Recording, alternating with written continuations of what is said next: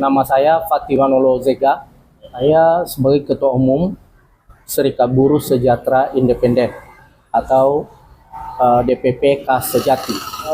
Tadi pagi sekitar 3:30 atau jam 03.50 saya dibanguni istri. Dia mendengar ada dentuman, suara keras di teras depan rumah. Kemudian saya bangun, saya lihat CCTV, ada api menyambar.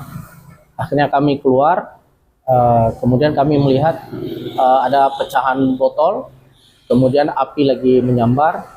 Di rumah Bang di bom molotov ya Bang ya? Iya, setelah itu kami melihat CCTV, ada 2 orang mengendarai sepeda motor, melemparkan bom molotov ke dinding depan rumah. Bang, Abang sebagai ketua buruh Bang, ada nggak sebelumnya Bang mungkin menangani kasus atau seperti apa saat ini Bang? Nah, kalau itu memang terus terang belakangan ini ada 3 kasus besar yang saya tangani, yang sedang serius ditangani oleh Krimsus, Poldasu, dan pengawas ketenagakerjaan di UPT 2 dan Dinas Tenaga Kerja, pengawas ketenagakerjaan provinsi. Nah, salah satu diantaranya adalah ada salah satu perusahaan di jalan di Tanjung Morawa sedang dalam proses penanganan pengawas ketenagakerjaan dan Krimsus. Ada 3 kali mengutus orang menemui saya untuk meminta kasus itu dihentikan.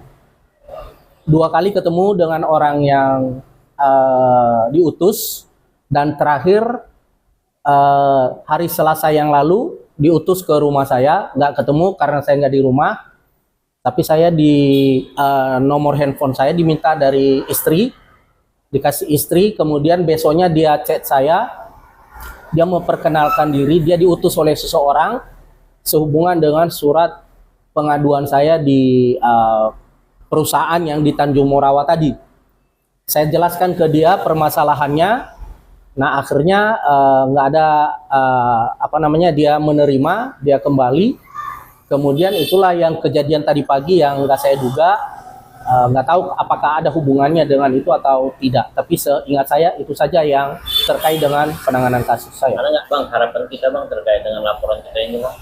Nah, saya punya harapan sebagai Ketua Umum Serikat Buruh Sejahtera Independen bahwa kasus semacam ini jangan pernah terjadi lagi.